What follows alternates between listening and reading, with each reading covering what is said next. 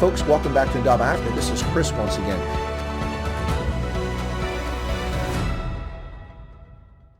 Welcome to Chris Wide Africa on the Ndaba Africa channel. I don't know if we had technical problems and what happened there, but we did start the program with some lovely music from Giselle, of course, with Für uns Mensa, and then after that we had Sidevest. So hopefully enjoyed that. Kind of a Namibia theme. Of course, I've got my rugby jersey on as usual. Here you go, wearing my Velviches jersey from the 2019 Rugby World Cup. One of two in my collection, including the coveted road jersey from the 2015 Rugby World Cup, which I had a hard time getting. My guest, I think, may have had some technical difficulties and has just popped in now. Hi, Chris. I'm here. Can you hear me? I can. I've got to put you on the screen, though, because you're just a phantom. Nobody can see you. And there you are. You're on the screen now. I've just got to adjust it. Okay. Well, welcome. I was getting very concerned that you were actually living in South Africa, not in Namibia, since I figured it was either a network or a rolling blackout that it struck. No, it was just I had Zoom installed on my computer and somehow I misplaced it and I had to go back to the browser and, you know, still just not a technophobe yet. Okay, so we've clarified one thing so far in this. By the way, it's more of a conversation than an interview. So, you know, if you want to ask me questions, you're welcome to do that. But so in this conversation, we clarified one thing. You're not a tech geek. We've sorted that part out. Yeah, no. I can help myself, but you know, I didn't live in the world of Zoom meetings the past 4 months. So it's just one of those things that sometimes you misplace it on your desktop and then it just have to start all over again. All right. Well, let's go ahead and get started then. You and I have not had a chance to talk ahead of time. So this is definitely a for my audience, the viewing audience that tunes in, typically what I usually do with most of my guests, although that seems to be less and less common of late, is I like to talk to them ahead of time. We usually do it on WhatsApp or Zoom, just to make sure I don't ask anything out of bounds or we don't talk about something sensitive. For instance, Monty Jackson, I don't know if you know Monty Jackson. He's a country musician from South Africa. He'll be coming on the show soon, and he said, can we talk about anything about politics? Because so many members of his family have been murdered on farms that he doesn't want to talk about politics. Yeah, no, we won't talk about that on the show. So you and I didn't get a chance to talk about it. But the one ground rule I do have is I don't ask about immediate family members unless my guest wants to talk about them. So if that comes up and you want to talk about it, that's your prerogative. And then we can talk about it. Otherwise, we don't. But some people love to talk about their kids. Some people love to talk about their partner. Some people don't want to talk about how angry they are at their partner. That's a whole other story. But anyway, that's not what we're here for today.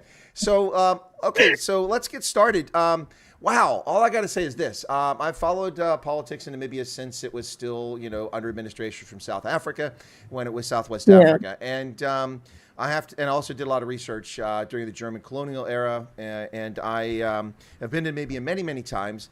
And I expected that the ANC would face a legitimate electoral challenge in its fourth or fifth election, and the Democratic Alliance kind of missed the plot and fell back and didn't make a real challenge this last time. But they will face a real challenge in 2021, just because the aura of liberation wears off, and if you don't deliver, people start to get angry.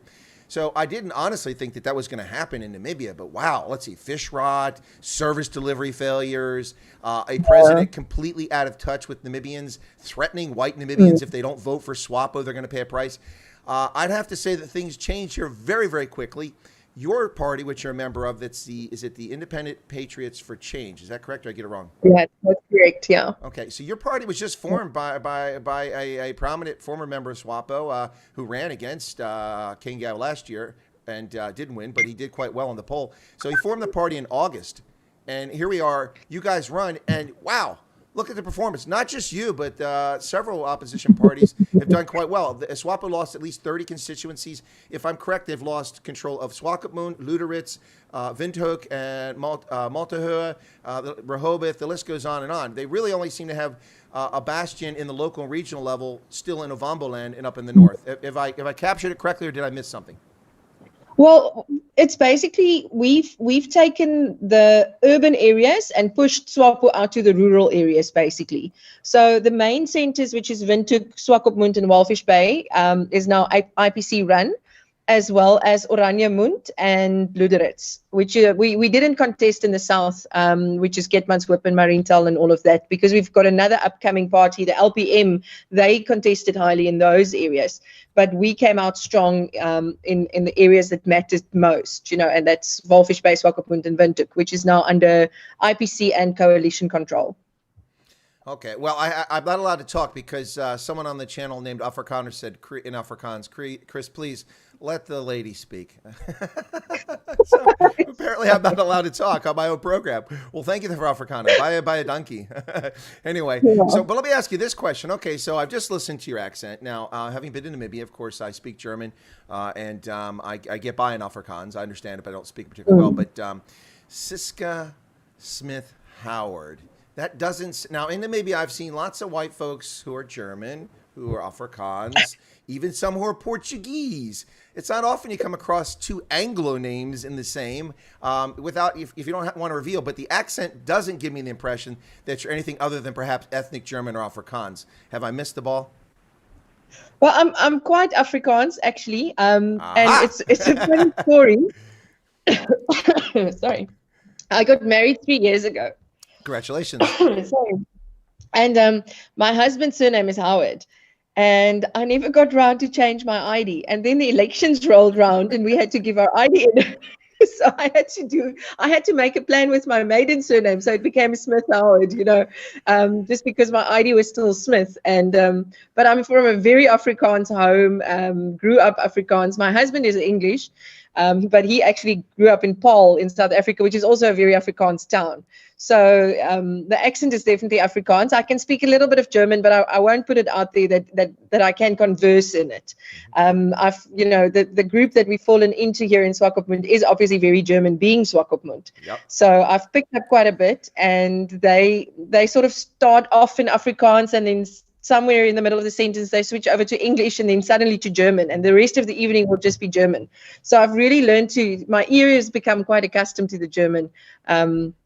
But I'm Afrikaans. Das habe ich mir gedacht.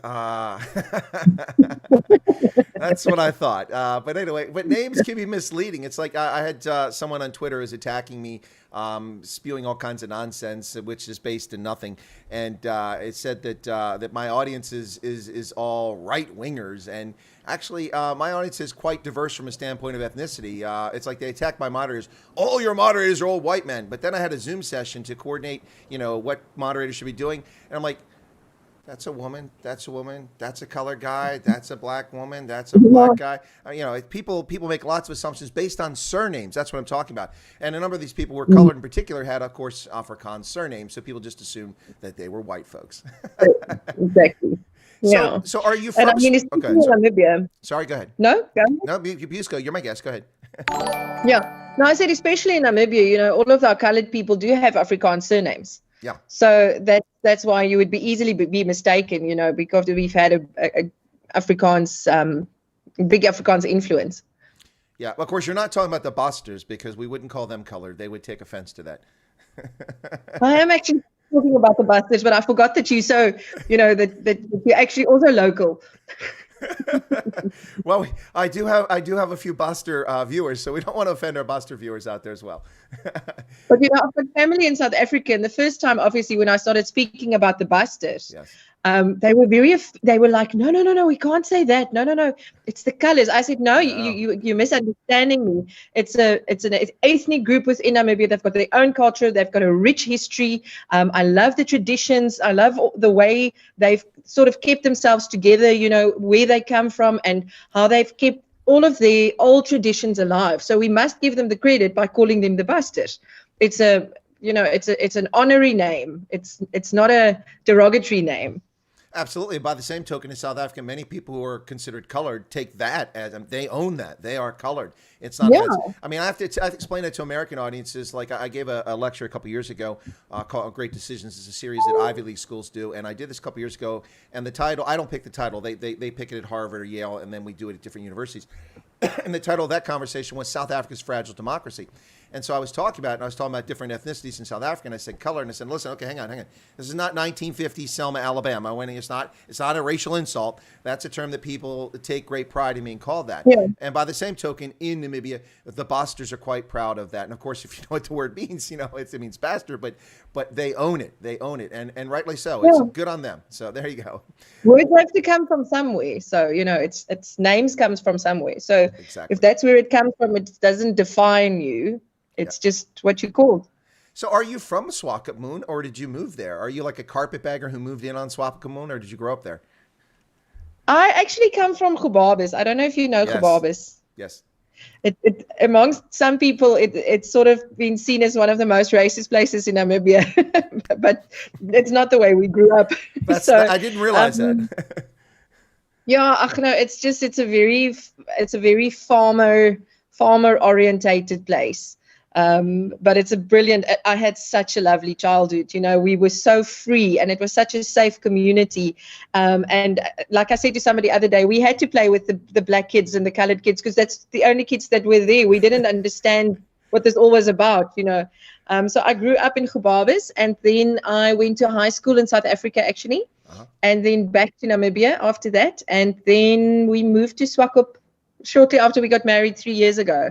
And that's part of the reason why I didn't run for town council, because I just felt I hadn't been in Swakop long enough to run on the local authority level. Well, let's get around to that because I'm a little confused about the election. Okay, I do get the concept that you have local, so municipal elections and regional elections. I got that. But the Namibian and the other newspapers were very confusing in the reporting and the reportage of what seats you won.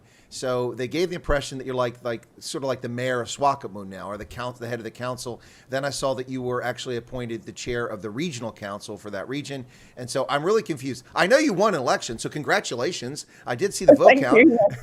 But what did you win exactly? Do we open up the box to see what it is now? Yeah, it was a surprise for me as well. So I won so first and foremost, I stood as a regional councillor candidate. And like you said, I won with 47% of the vote, the total vote in Swakopmund, which, it's not at all by my own doing. That was 100% the people of Swakopmund carried me across the line there. And then further to that, once you're in council decides who goes to national council and who's your management committee within the regional council, and then they choose a head of the management committee. Now, the party actually asked me to go to national council, but I declined because I said to them, I stood in this region and I want to work in this region. National council is parliament, and I felt I could be more of service to the people in Swakopmund as a regional councillor. And I took the gamble to avail myself as chairperson of the council. And luckily it went that way. So it was part of the negotiations within the coalition and all of that. But I got the chairmanship for regional council.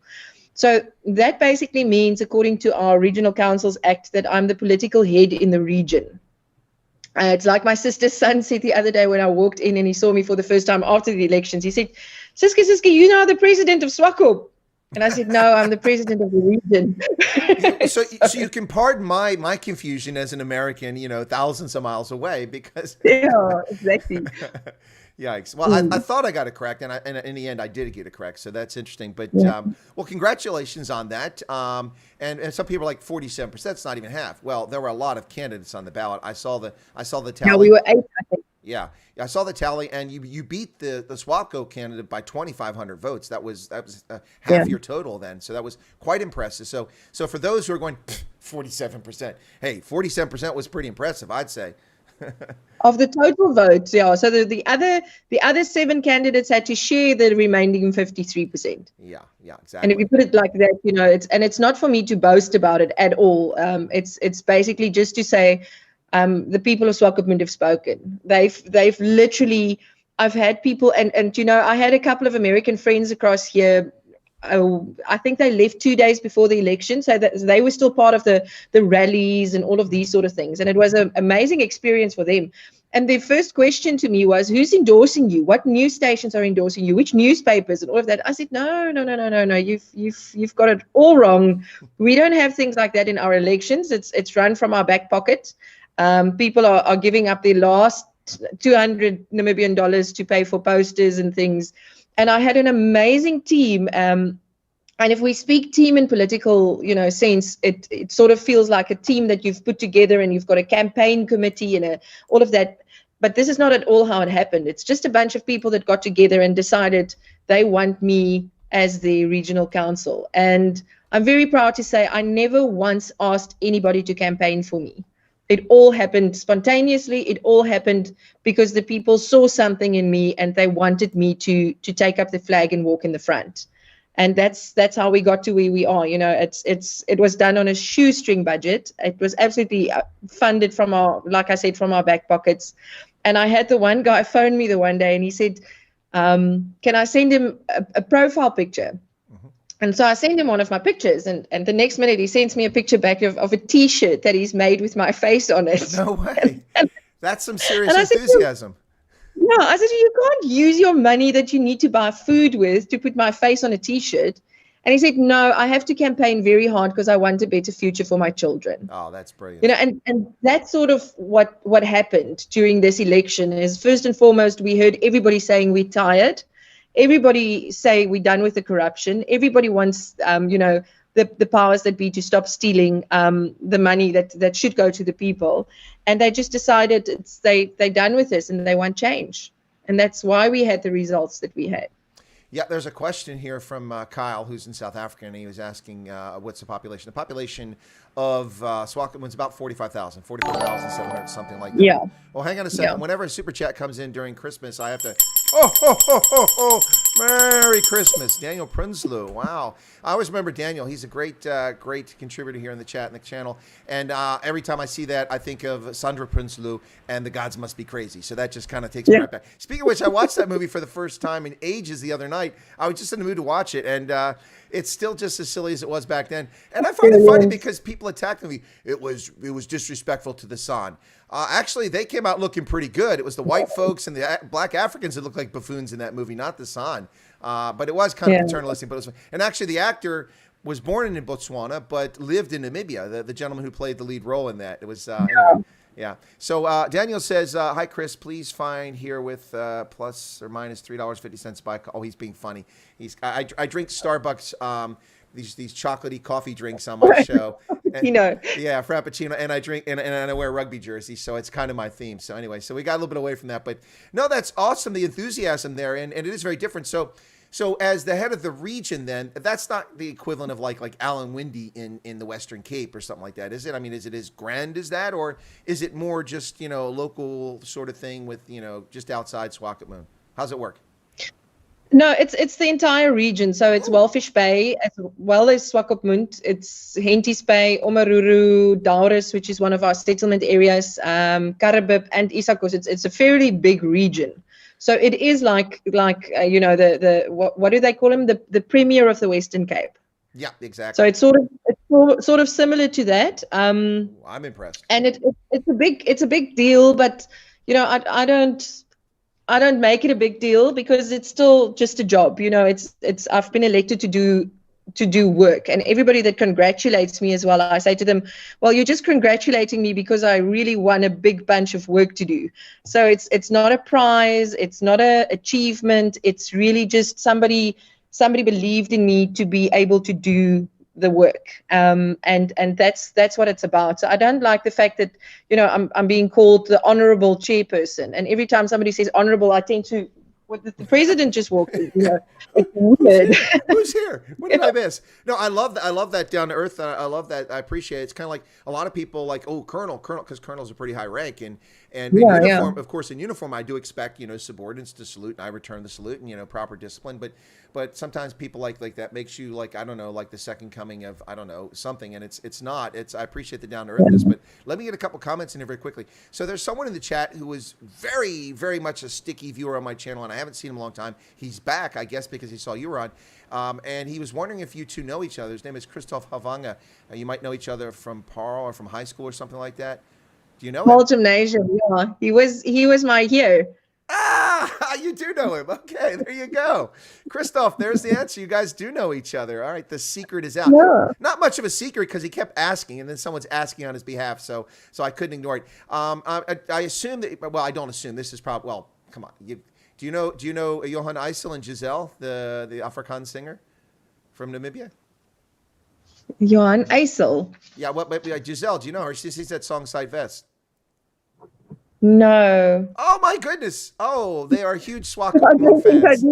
Oh, Sorry. no, it's okay. Well, it's like people ask me, so do you know John Jones? He's a colonel in the army. Yeah, there are 4,000 of us, and there are 600,000 in the army. So didn't mean to put you on the Exactly. spot like that, but Giselle's kind of Wow. a celebrity there in There was a Swakopmund. fairly good chance that I would know them, so good on you.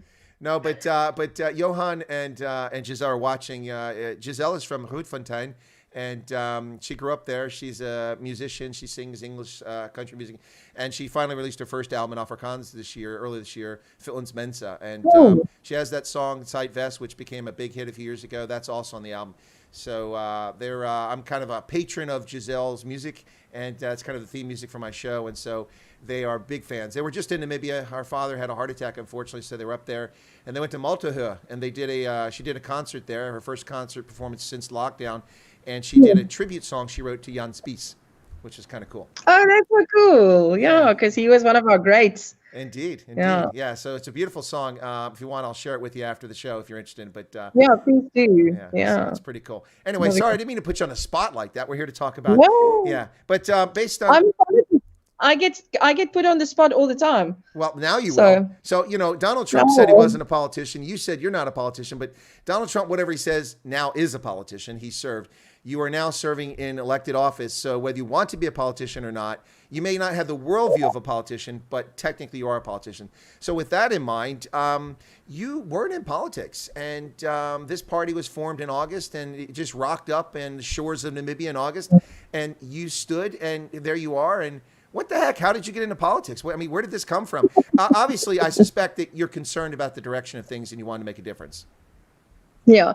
Look, we, being in the Eronga region, we were hardest hit with the lockdown. So when, and we sort of believe it's because half of Eronga region, voted for Dr. Itula last year during his independent candidacy when he ran for president. So we sort of jokingly go and say, yeah, Hagi closed us down to punish us.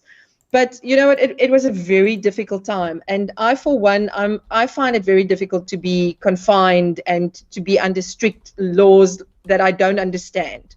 So if I understand something, then I can clear it up in my head. But if I don't understand something, it's a mess. And I couldn't understand why we were being placed under such severe lockdown. And I could see every day how small businesses are closing down. I could see people coming out to the street, beggars. It's not a culture that we have in Namibia, is having beggars on the street. And suddenly in our beautiful Swakopmund, I could see how the people are suffering, and how people have lost their jobs because it's a tourism hub and we didn't have any tourists. And the Afrikaans word, I can't say the English word, but the Afrikaans word is gatvol. Yeah, you've had it up to here. You've had enough. Yeah, there's no English word as descriptive as gatvol. No, that's why I say gatvol all the time. Yeah, so I got very, very gatvol. And there was a protest action running, and I decided to join in. And obviously, having the personality that I've got, I put posters all over my car, and it was, Huggy, when are you coming out of exile? Because it looks like you went into hiding again. And it was all sort of, funny stuff. And I put up Chinese words, and I said probably the only language you understand, and things like that. So That's cheeky. That's cheeky. I love it. So obviously it caught some attention, and the police weren't very happy with me. And I drive a big Volkswagen bus, so I've got a lot of space to put a lot of posters on, and I've had these massive Namibian flags flying, and I just drove around like that. And then the one day, returning from one of the protest actions, I had the lady that works for us in the house with me, and I said, and the police stopped me. So it was a policeman and 11 guys from the army, 11 NDF guys in uniform, and 2 policemen in civvies. And I said to Sylvia, our only defense here is you record everything. So turn the video on and record. Mm-hmm. And anyway, this guy comes up to my window and he starts, I need to get out of the car. And I said, I'm not getting out of the car. I said, why? Why do you need me to get out of the car? No, because they want to talk to me. I said, but you can talk to me through my window. I'm not getting out of the car. I mean, it is Corona. We're supposed to have social distancing. So I kept on playing this whole thing. And it turned out to be probably a 4 or 5 minute video of me and this policeman having a debate about the do's and don'ts. And I totally told him exactly what the law says, what I'm allowed to do, not allowed to do. And in the end, I said to him, well, either you have to charge me so that I can phone my lawyer, or I'm going to leave. Yeah. And he sort of didn't have an answer because I hadn't done anything wrong. And sorry, part of what he had said to me is that I'm first and foremost, I'm not allowed to put posters of the president on my car. Why not? And I said to him, why not? And he said to me, no, because he's not here to defend himself. I said to him, first of all, we're not North Korea. I said to him, and second of all, you can phone him. I'd love to speak to him. So please phone him so that he can come and defend himself, Exactly. But eventually, it all, we parted ways. And that video went absolutely viral. Well, viral in Namibia means 10,000 views. Yeah. And then after that, people started recognizing me. So it was like, oh, is jy Ciske? Is jy Ciske? Yes, I'm Ciske. Yes, And we got invited to, if I say we, that's our protest action group, got invited to speak with the IPC. So I'd known about Dr. Utula, but I didn't really know about this new party. Mm-hmm. And well, nobody did. So yeah, you can be excused. Nobody did. And I went there the evening, and everybody's wearing the masks, and it was quite funny because it's all these black guys walking in from IPC wearing their masks, and all these white and Afrikaans and German people sitting there without their masks on. And we were sort of like, okay, none of us really know what to do now. But anyway, and they gave us this whole political thing, we want to bring change and we want to do good, and you go through the motions. And I asked one of the guys, and his name's Joram. He's become a very, very good friend of mine. And I said to him, Joram, first of all, lower the mask. I need to see your face. And second of all, tell me why you joined. I need to understand what made you join. Mm-hmm. And he sort of, the minute the mask came down, all the walls came down with it. And he sort of looked down at his feet. And when he looked back up, he said to me, I want a better future for my children in this country. And just there, I said to him, well, where do I sign up? Because if that's the answer, then I'm on board. But if you were going to give me any other political nonsense, then I would have walked away and said, no, this is really not for me. And then we had to form a branch. So the whole party structure is you form these small branches because it just makes administration easier. It makes communication easier, all of these sort of things. And I joined the Velvicha branch, and I got elected as vice chairman. So myself, you see, but that's the Velvichas. So myself and Joachim von Wittersheim, his dad used to be in parliament, Anton von Wittersheim. So we sort of said to each other, wherever there's an opening, be it in local authority or regional council, we'll step in there unless somebody else wants to take it, because we're actually the leaders in the branch. And then two of our branch members stood up and said they want to run for local authority. And then myself and Joachim said, but we'll run for regional then.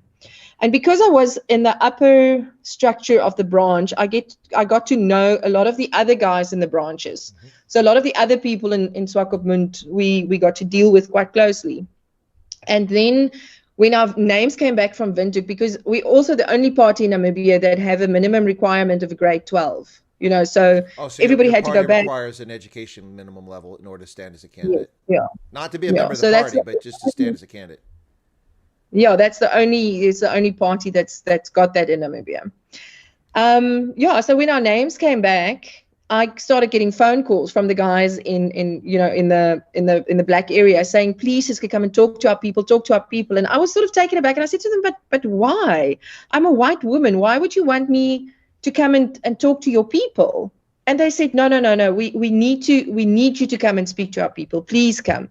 And we were sort of lived in a country where you were made to believe that there's this big divide. And the one doesn't like the other, and the other one doesn't like the other. And we always knew that from our side, it wasn't like that. But now for the first time, I could see from the other side, it's also not like that. Yeah, that's what they want you to believe. That's what they want you to believe. That's what they want you to believe. Yeah. And that became part of my campaign message as well, is that SWAPO went and said, you black people, you stand over there, mm-hmm. and you white people, you stand over there, so that we can do whatever we want up here. Because they understood that if the nation comes together down here, they've got no power whatsoever. Yep. And they didn't take that into account this election. and with the speeches that they made about slitting the throats of the opposition and the white are calling for war, they just unified everybody. Mm-hmm. That's what they did with those sort of things they said. And so the guys invited me to come and speak, and I went into the deep DRC. We've got the temporary resettlement of the temporary settlement in Swakopmund, which is called the DRC, and there's 25,000 people living in shacks there. So I went right into the DRC, every weekend, most weeknights, and we just had discussions. Mm-hmm. And we were actually able to come together, and speak about things. And they adopted me as sort of the mother of Swakopmund. I'm only 37 years old, but I became the mother of Swakopmund because finally there was somebody willing to work for the people. All they had ever known the last 30 years is people abusing the office. Yeah. Now there was somebody that wanted to work for the people. And, people like the story about Mario that I told you about the T-shirt.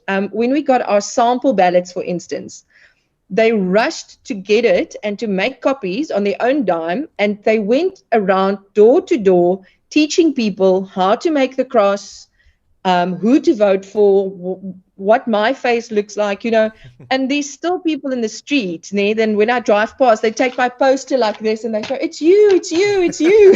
That's brilliant. And that's the work that they did in the township areas. And that's why I said to you, I never campaigned. I never asked anybody to campaign for me. So then further what happened to that is we had an internal vote to determine who's the candidates within the party, because that's the nice thing about IPC as well. We're very democratically structured. So you have to be voted in by the people into a position. The party doesn't decide who's going to be their candidates. Mm-hmm. So it's grassroots democracy. And so I was voted in as the candidate for regional council, and then we also elected our top 10 for local authority. And how the election works with regards to the difference is with local authority, we've got 10 seats in our municipality, in our local authority. Mm-hmm. So if the party gets 10% of the vote, we get 1 seat. 20%, 2 seats, 30%, 3 seats, and so forth. Whereas with regional, you've got 1 candidate, and people need to vote for that 1 candidate. So it was a double election. It was for two positions. And that's how I ended up in politics. And if you had asked me 3 months ago if I would be sitting here and having my face on all the newspapers and doing Zoom meetings with America, I would have said there's not a chance. But here I am. But here you are. Folks, I need to do this now. A little bit of housekeeping. I'm a bit tardy, but I didn't want to interrupt my guest. That was quite an interesting segue she was talking about there, how she came in the office. But you're listening to Chris White Africa on the Indaba Africa channel here live on YouTube. Thanks a lot for tuning in. We really appreciate it. Kia leboa, bye bye dankie, vielen dank for everyone who's watching the program. My special feature guest today is Ciske Smith Howard, because her voter ID card was a little out of date. So in order to vote, she had to mess around. So that explains why we had different names reported in different places. People are a little confused. But you mentioned something I think is very important here. It's there are so many people who seek to divide us, whether we're Muslims or Christians, Jews, white, black, colored, Basta, San. They're always trying to break and divide people.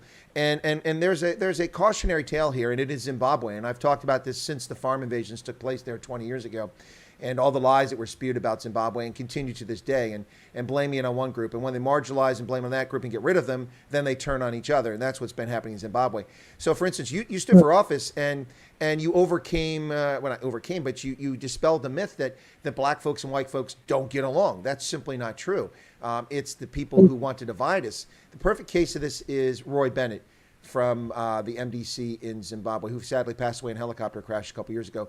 But Roy Bennett stood in a Mashonaland constituency against ZANU, and his constituents were nearly 98% black Zimbabweans.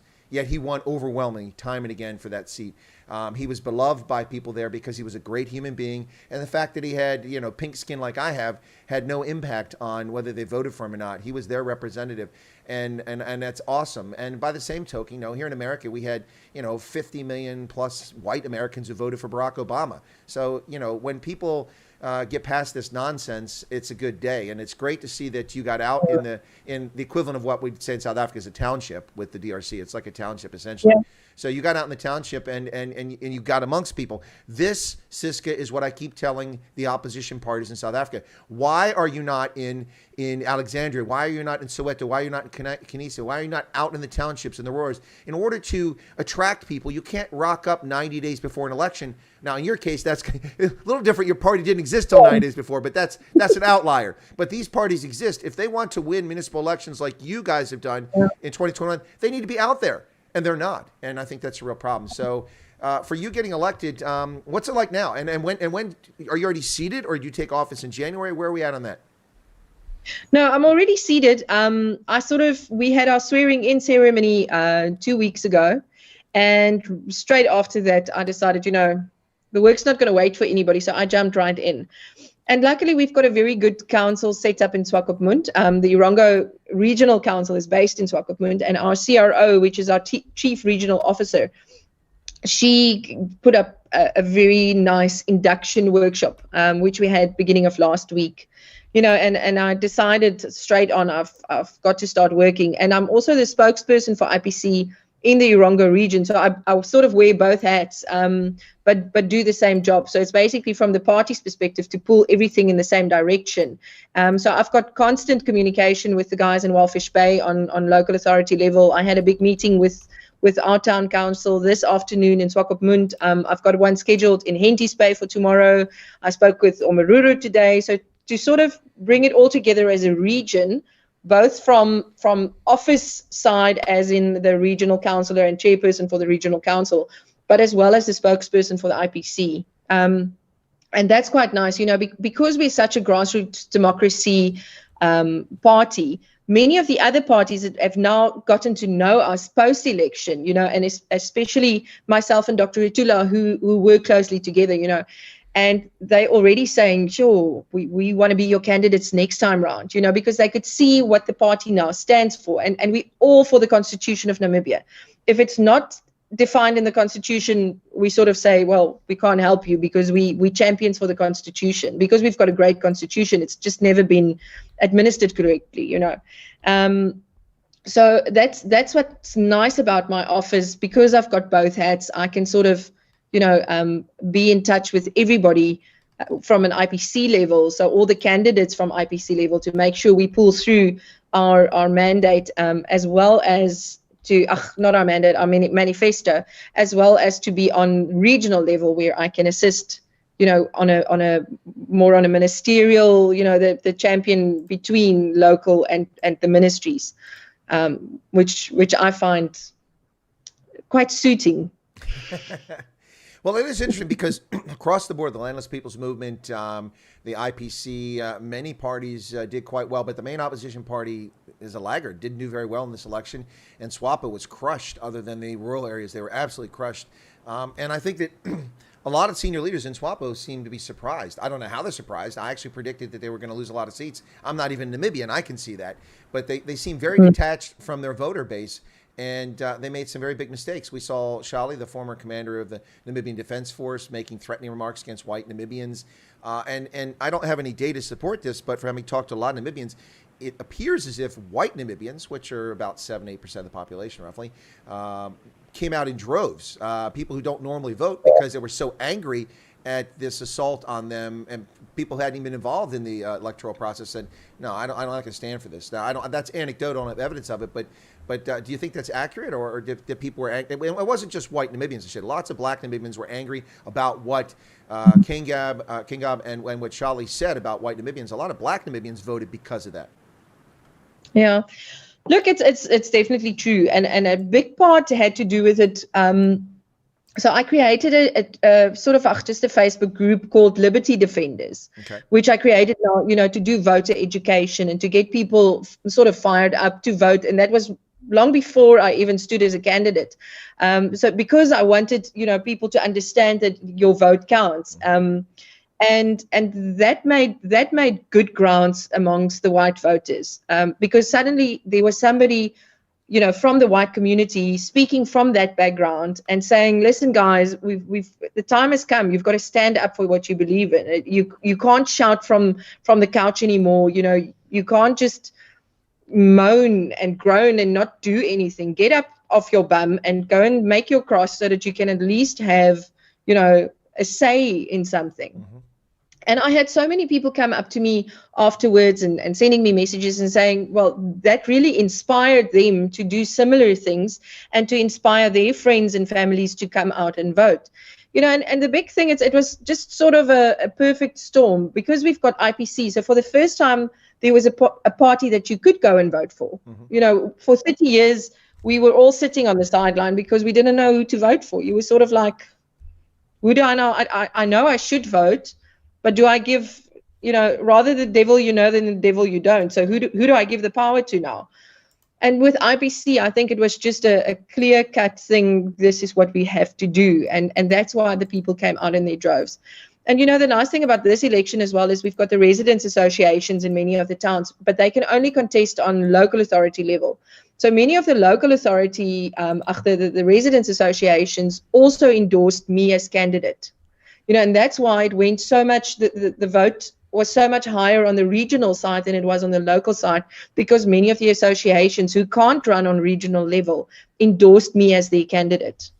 So I really, it worked out very well for me in that sense.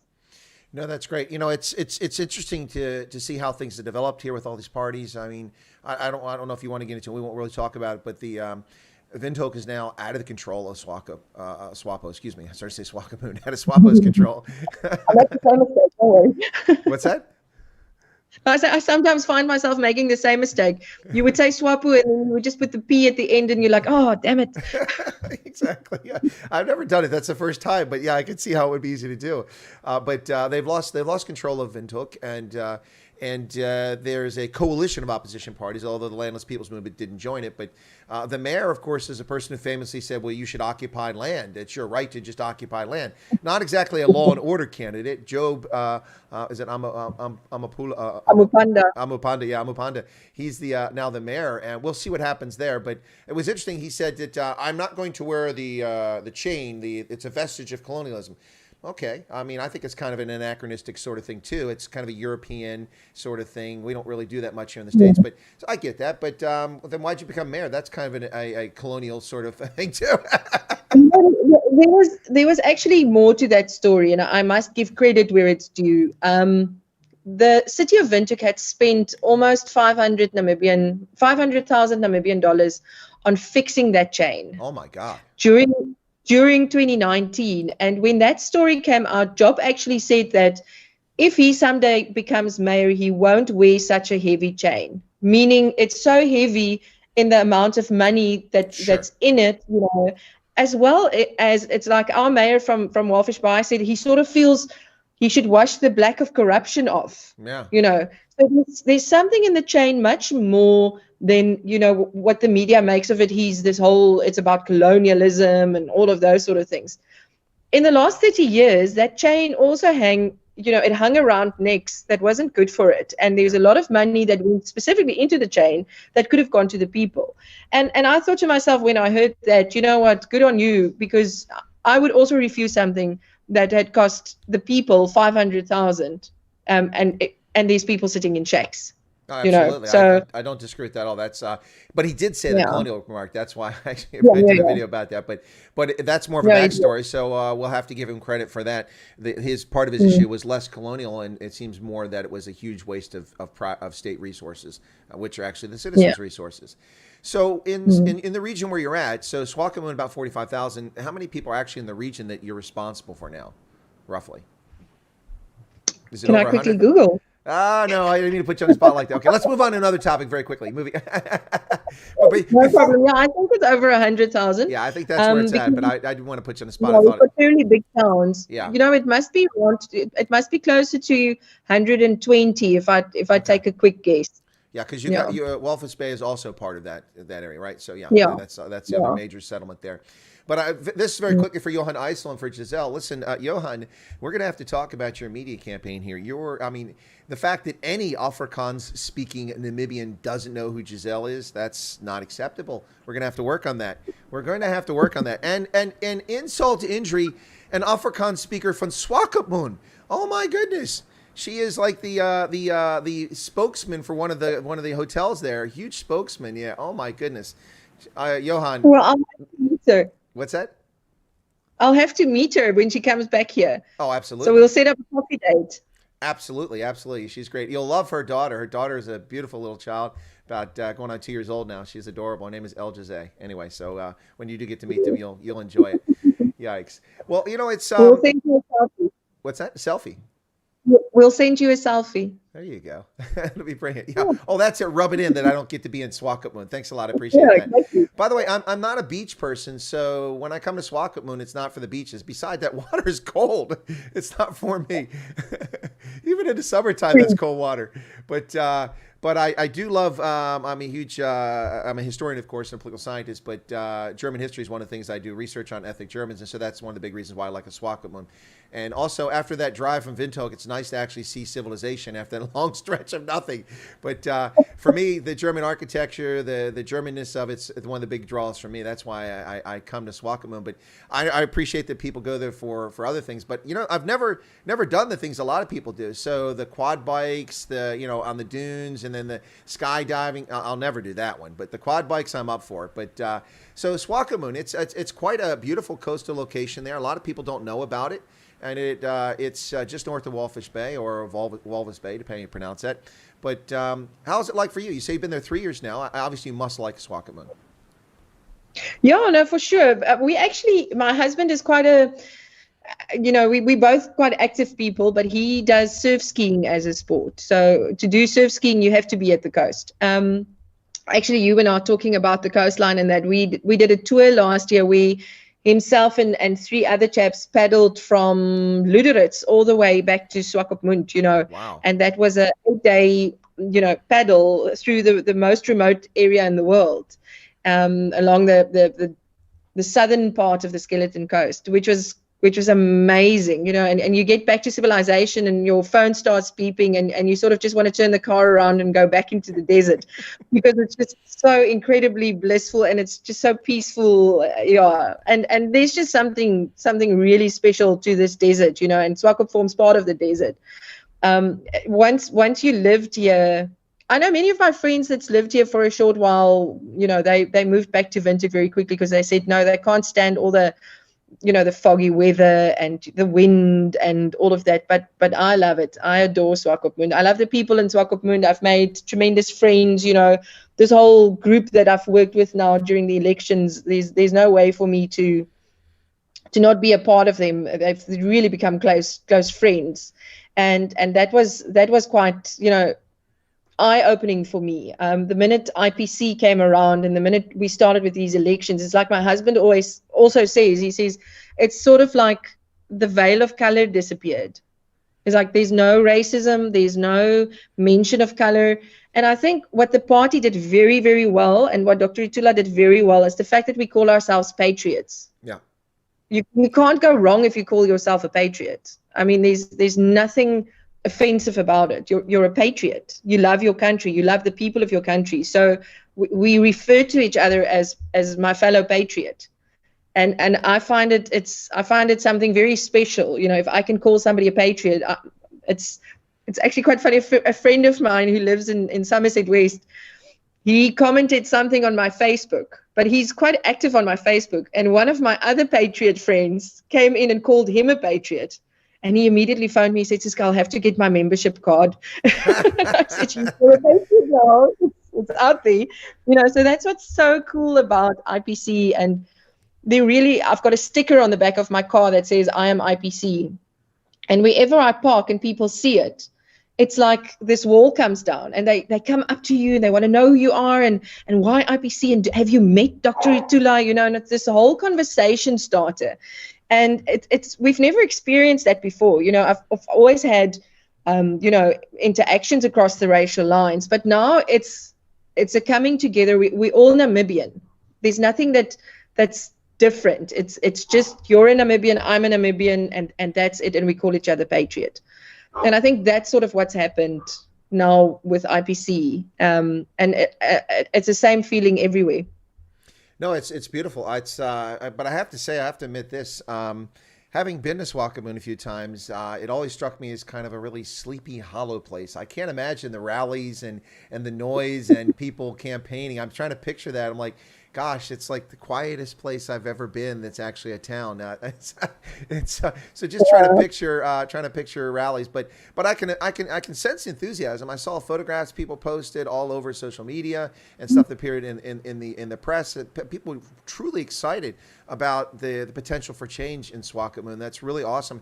Now, as on the regional body, will you have a lot of independence? Or see, South Africa, one of the problems that the municipalities have is that much of their funding is determined by the national government, which is controlled by one party, and say in the Western Cape, a different party controls Western Cape and Cape Town. So they can constrain the resources, plus they control the police, and so it's a national level function. Do you have a lot of autonomy, or are you dependent on what the central government sends down and allocates to you? And do they have any kind of direct control over what you do? Well, to a certain extent, and to a majority extent, I would say they do have control. But we have a very different, and it even became clear, when sorry, I've become like Dr. Itula, where I tell the whole story to get to a point. But it's do the same. Right. When it's become clear to me that for the last 30 years, the black guys have always voted. They've always been in line to vote. So, and that's something we missed out on. So when we started with this campaign as well, I wanted to come in there sort of with my white structure of doing things. We've got to have a plan, and this is the media, and this is how we're going to, this is when we're talking to the radio and all of that. And I very soon realized, Ciske, you're not the expert here. You're a very, very big novice in this whole thing. You've never been involved in politics. You've never been involved in voting. You don't know what you're talking about. You've got to hand it over to the guys that's in the know, And that's the same thing. They actually mentioned the word politically mature. And I got back home and I thought to myself, sure, because our black guys see Namibia as politically mature, and they directly compare us to South Africa. And that's the big difference between Namibia and South Africa. We are more politically mature. So we don't have that structure that the ANC has, where if you're not with us, you are totally against us, and we will cut you off and cut you up as best we can. So, but they also have the electorate still, they've got a big enough majority to do that. SWAPO doesn't have that luxury anymore. They came out with a bloody nose in this election. So they know they need to either toe the line, or things are going to just go downhill from here. And that's exactly what I said to our guys on their side as well. I said to them, even if we just put the pressure on for long enough and hard enough that they start doing the things they're supposed to do, then we've also won. It's just important. We must at all times look at what's best for the people. And if we put the pressure on, and they start doing the things that's in the in the benefit of the people, then we've also won. And I think that's what SWAPO is now realizing. There's one of my SWAPO friends phoned me actually after the election. He said, Ciske, heads is about to roll, because they realize they've come out of this one with this, by the skin of their nose. So they really need to dig in and make some changes. And that's what we want. We want to have that pressure on to say, well, do what you're supposed to do, And that's where we differ from South Africa. South Africa doesn't have that maturity. So even if SWAPO tries to sort of limit us on resources and these sort of things on a regional level, we just have to going to deal with it, and then I'm a bit of a bully in that sense. I'll go the private sector route. I'll make sure I use my mandate to still get the funding in from somewhere, and there's lots of people standing in line now suddenly when they realize there's not this big, bad pot of corruption where all the funds are going in. So I think that's, I'm positive, and I'm optimistic that they won't play any funny business with us, because at the end of the day, it is still for the betterment of the people. And I think that's where SWAPO that's still at the heart of SWAPO, is to, not steal everything. Yeah. Well, listen, people aren't outside Namibia aren't paying enough attention to fish rot. A lot of people are really angry about fish rot in Namibia. That's, for those who don't know, that's this scandal in which an the largest Icelandic fishing company was taking illegal fishing and exceeding their quotas because they're paying bribes off to government ministers. And this has been a devastating situation for SWAPO, and they kind of ignored it until it blew up in their face. And now it's a real serious issue for them. But I have to say this, Ciske. I've been telling South Africans this ever since I really started. I retired from the Army active service in October of last year. Was at the World Cup, hence the jersey. I'm a Springbok and a Velveeta fan. But of course, when they play the Springboks, sorry, I'm a Springbok fan. But anyway. Have you seen when Namibia plays the Springboks, that when the Springboks scores a try, the Namibians jump up as well? Yeah, So I know quite funny. it is. But I was at the Georgia game in England in 2015 when they nearly beat Georgia 17-16 and Jacques Burger got injured. That was so close. I thought I had a terrible seat. I was sitting at the end of the field behind the try line, and I'm like, this is a terrible spot. And then almost the entire game was played right in front of me. I'm like, whoa, that worked out well. And then I actually was really looking forward to the Canada game in Japan because I was in Japan, but I didn't have tickets for it. But I was going to watch on TV there, and it was wiped out because I thought they'd win their first time ever, but they didn't do it. But what I want to say, all did. yeah, I think Canada was a wounded duck. They barely got into the World Cup. They were the third. They didn't get the Americas seed. They got the Rapage, so they were lucky to get in. I thought for sure that the Velveetas were going to take them out, but gosh, anyway. But next time. But I'm a very, very big rugby fan. So are you serious? I haven't missed a World Cup. I've got my 2 Namibian jerseys. I've got the one for the previous World Cup and the one for this World Cup. And my poor husband, when it's World Cup, when it's on, I park in front of the television. I take off from work because I've got to watch the World Cup. I'm the same with the Olympics. So for me, it's, my friend who was a matric with me, we've got the biggest interschools in the world between Paul Gymnasium and Paul Boys High. Mm-hmm. And I took my husband, because he was actually in Paul Boys High, and I took him back to interschools last year. And the poor man, from 2:00 the afternoon when we arrived in Paul, up until the last game had played on Saturday afternoon, we had watched all the games in between. And at the end of the day, he said to me, "Can we not watch rugby for a while?" No. Playing, and he's like, no, can we please I'm just a bit tired now.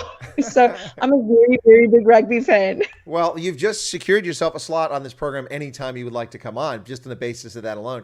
I've been to every World Cup. What's that?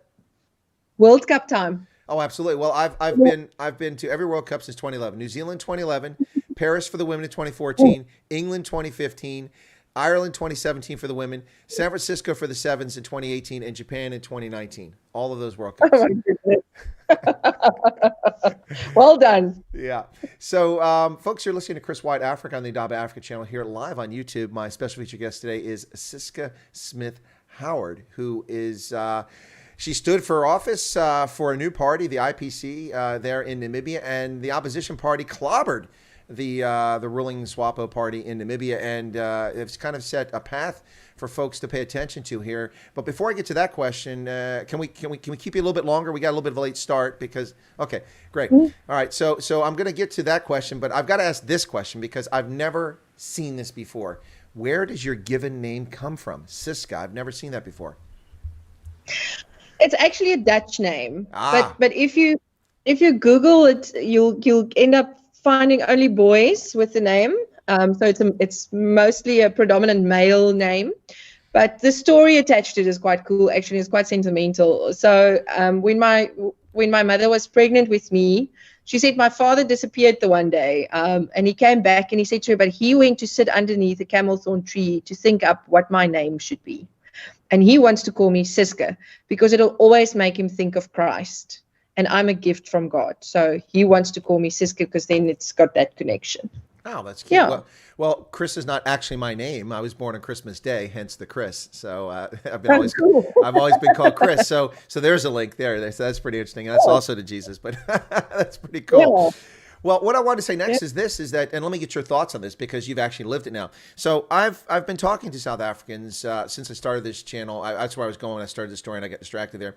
I started consultancy, the Indaba Africa Group, in order to try to get American business to get into Africa before we missed the boat. You know, because by 2050, Africa is going to have 2.4 to 2.6 billion people, over a billion people who are almost a billion people are consumer market. It's where all the disposable income is going to be growing. That's where the great future and growth is in Africa, and American companies are just sitting on the sidelines. So I started this consultancy to try to get them there and make a little scratch on the side, But the lockdown came along and canceled a whole bunch of gigs I had set up. And of course, in consulting business, normally you have to be present to do it, so it's hard to do through Zoom. So I decided to take my existing YouTube channel and start kind of promoting, Africa and start talking about it. I did a video on Namibia's beef industry, which was one of my first ones, and it was really well received by people in the beef industry in Namibia. And then I went from there and started covering things. Anyway, but since I started talking on my live streams about elections and about the ANC and about 2021, a number of South Africans said, well, Chris, you're just naive. You just don't understand. No one can ever defeat. Black South Africans will never vote against the ANC. And I'm like, well, that's not what the evidence proves. And why are you focused on people based on their skin color is the first thing. Just look to South Africans. Get out there and be among them. So the path I've told people in 2021 in South Africa, which is different. They vote for party lists, which is unfortunate. But in South Africa is you need to be an opposition party out in the townships, in the countryside right now. Not 90 days before the election. Don't go out with posters and T-shirts 90 days before election. You need to connect with voters today. And in South Africa, the ANC has given voters a gift, or given parties a gift. They are the party that banned the sale of open-toed shoes because they're hysteria over COVID. They are the party that banned e-commerce. You want to talk about something that stops COVID? E-commerce. They banned it. They banned tobacco use, alcohol, being on beaches, sitting in your yard by yourself. They've criminalized 250,000 South Africans through unconstitutional acts declared unconstitutional. If you can't defeat the ANC, then you're not trying, is my point. But the point specifically here is that in Namibia, not the same situation, but the anger and frustration with the lack of service delivery, also a South African issue, with the corruption, also a South African issue, and with the disconnect of the leaders of SWAPO, also a South African ANC issue. All of those things are similar, and the environment is similar in South Africa, but they have an opportunity to take it even further with the anger over what's happened over COVID. And what I'm telling opposition parties in South Africa is you need to be out there now. You need to be organized. You need to be talking to people. You need to be addressing them. And I get this from some white South Africans. Well, there's places we can't go. Well, if there's places you feel you can't go, then you're not trying hard enough. I don't care. I've been everywhere in South Africa. I don't hesitate going anywhere, including Hillbrow, just because of the color of my skin. Of course, I'm a little more alert on the street corner of Hillbrow, but I'm just saying. But my point is that you need to be out there. And I think that the opposition parties in Namibia, this is my view, and I want your take on it. The opposition parties in Namibia have taken advantage of a very sour situation. And not in a negative way. I'm saying that it's an advantageous situation. They seized the day. And there's another reason they seize the day. Municipal and local elections tend to have far lower turnout than national elections. So an opposition party needs far fewer votes to make an impact. And that's the argument I'm telling them in South Africa. Same thing. It's about 35 to 40% turnout in South Africa for municipal elections and the same sort of level in Namibia. So there is a recipe here. And Namibia's opposition parties, whether it's the Landless People's Movement or the IPC or whoever, have just shown the way for South Africa's opposition. That's my thoughts. What do you think? It was a long kind of speech there. No, I agree 100%. I'm not sure about the South African structure, but something that's very important to mention, and this is basically where because obviously we have a system where you have to register to be able to vote. Mm-hmm. So my whole campaign for change, way before I was a candidate, started with this: why you need to register to vote. Because if you're not registered, you can't vote. And it was because, firstly, I found that people know nothing about Namibian politics. In the sense of how our government works. Mm-hmm. And it's the same in South Africa, because I spent a lot of time in South Africa. I went to school there, and we were never taught these things. So it's first and foremost, it's important to get to know what your government, how the inner structures work. We get so caught up in what America does, what the UK does, the Middle Eastern politics and all of that. I can tell you exactly how the American system works, but I couldn't tell you how the Namibian system works. And what I found is, and this is the easiest way of explaining it. With our local elections and our regional elections, we've got a similar system to the US system, where you've got the Senate and the House of Representatives. We just call it the National Council and the National Assembly. Right. But they both houses of parliament, and the National Council is actually the upper house of parliament. And you cannot pass a law in the National Assembly if it hasn't gone through the National Council. National Council needs to review and make suggestions back to the National Assembly. And so you can pass these laws between the two until you reach, the common ground that both houses are happy with. Now, what's happened in the past is, in America, it works very well because you've got the Democrats in the House of Representatives and you've got the Republicans in the Senate, and they've gone to the max with the stalemate thing. But it's supposed to work like we only produce the best laws for the people because we represent the people. And in Namibia, up until this point, we had, how many have we got in the National Council? 42. We've got 42 councillors in the National Council, of which only 4 was not SWAPO members. So anything the National Assembly wanted to do ran through the National Council like water, because there was no opposition in the National Council to oppose these laws. And that's where I started telling people, if you want to make an impact on national level, you have to start now with your local elections, because they serve there past the time period that you've got when you vote in the next president. They're there for another 2 years. So you've still got these vrot apples in your parliament. You can't just change the entire parliament with your national elections. And I'm sure the South African system works in the same way. So again, I would infiltrate the system by getting hard into the local elections. And I'm sort of surprised that they haven't gone that route yet. That the opposition hasn't really. The DA tried it when they captured the what was it, Nelson Mandela municipality. Yep. Yeah, Nelson Mandela Bay and the Western Cape and a couple more. But they didn't go hard enough in the northern part of South Africa, where they should have gone harder in for these local elections. And there's definitely a way to defeat the ANC. And we had a lot of hope for the DA. I think the DA, they made a few mistakes over the past few years. And I'm not sure, I can't exactly pinpoint and say this you should have done differently and that you should have done differently. You guys have... I can. Yeah, exactly. I can. I can pinpoint it, but I won't be able to. And there's definitely something to be said about breaking, because what I've also found is you have to go into the townships, as you said. Mm-hmm. The people need to know you. The minute you arrive, they sort of still look at you at, what are you doing here? What do you want from me?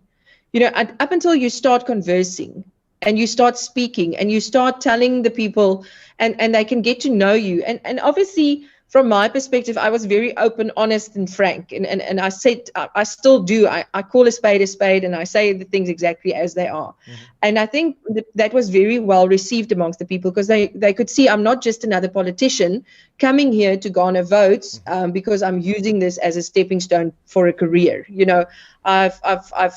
I'm a self-made woman. I don't need to have a job. I don't need the office.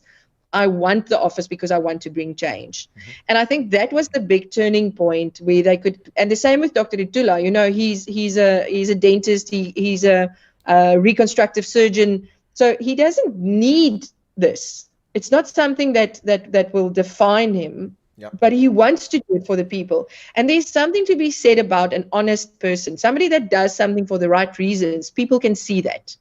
And people appreciate that, and they will follow that.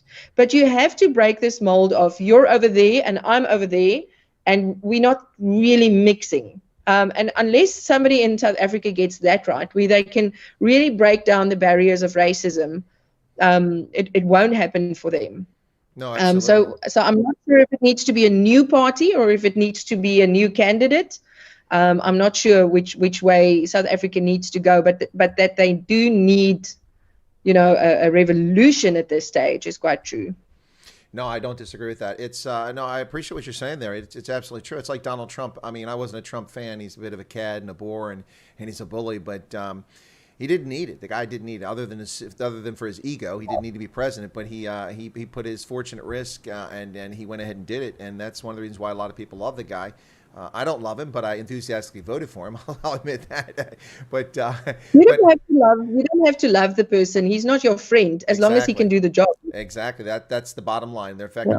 Yeah. And I like the approach you said. Like you said, Dr. Tula is a successful dentist. It's not like he needs this. It's you see, one of the problems in South Africa is that the ANC has so corrupted the education system, made it worse than it was under apartheid, far worse at this stage. I mean, 30% is the passing mark on the matrix.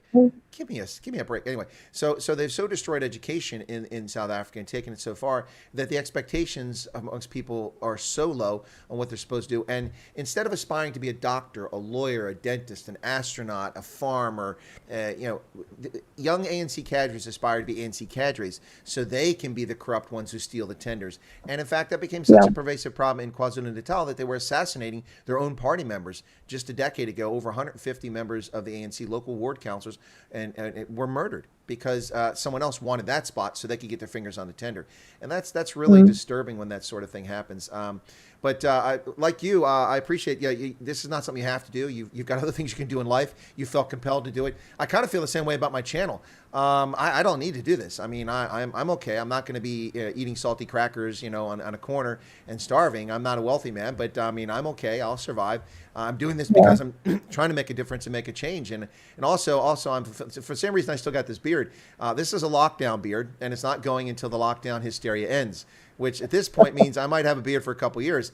And the unfortunate part for me is I actually look older than my age now. I always look younger. With the beard, I look older. So I'm starting to look like Pete Retief. Yeah, I can see it. Yeah. I can see you going. Yeah. So that's that. So that's a lockdown. And the channel, I said I keep doing my live streams is because of the lockdown. I hope it doesn't extend forever because it takes a lot of energy to do these live streams. It's a lot of work, and it comes in the middle of the day. But no, I do appreciate that. It's great when you have people who get into politics to make a difference. One of my heroes was always Davy Crockett. Davy Crockett died at the Alamo. That's not why he's my hero, but he was a frontiersman, and he went to Congress to make a difference. He went there, he did a couple terms, and he came home, and he was just a regular Joe again. That's what he did. So I really appreciate that. But when you get people who spend their entire adult life in politics, not experiencing life, all they know is like Joe Biden. All they know is is the government. Oh, for sure. You're a politician. That's all you do. They have no experience in the private sector. They have no experience in running a business, but they want to run a country. I mean, it's just. It's just crazy. The other story that I wanted to still mention, which is very important, and this sort of hits home to many of the white voters.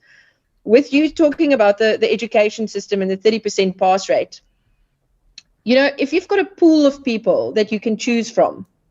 And we're the only party that set grade 12 minimum requirement. In South Africa, that doesn't exist. So if you've got a pool of people to choose from, and the highest person in that pool has got grade 12, what are you going to get? You're always going to get a candidate or a politician with the highest qualification of grade 12, maybe. Because the doctors don't avail themselves as candidates. The engineers don't avail themselves. The architects, the town planners, the surgeons, they don't avail themselves to stand as a candidate. Now, if you've got a candidate in power, let's say, for instance, we're all saying, and it's in South Africa the same, we're all saying, when is the Ministry of Transport going to put an engineer in as the minister? There's no engineers that's availed themselves to stand for those positions. Exactly. And if you've got a person that's a minister that's got a grade 12, you cannot tell me that they will appoint somebody with a higher qualification beneath them, because that person will outshine them within the first week. So they will always appoint lower than themselves. And that's why the government, now with a 30% pass rate, it's just going to go backwards. It is. Because the education gap is just getting bigger and bigger and bigger and bigger and bigger and bigger and bigger. And the other thing, we've got the same problem here where our education is really failing our people. But the one thing they didn't take into consideration is common sense. And that's why they started voting for the white people again, is to say that, we've never we've never been as corrupt as what they've currently experienced. And those are the conversations they're having in the townships. They're saying, vote for the white people because they don't steal from us. And that's a big change. And when I tell that to my white friends, they go like, really? Is that really what the people are saying? I'm like, yeah, get in there. Get in the township. Go and have kapana with the guys and get to know each other, understand where each other comes from. Don't just judge a person because they're different from you. You know, we've all got our cultures, we've got our histories, we've got our the things that makes us who we are. And if we can learn to appreciate that and respect that, then we've got a bright future. But we tend to judge first. And that's something that we've luckily in Namibia now sort of started to move away from.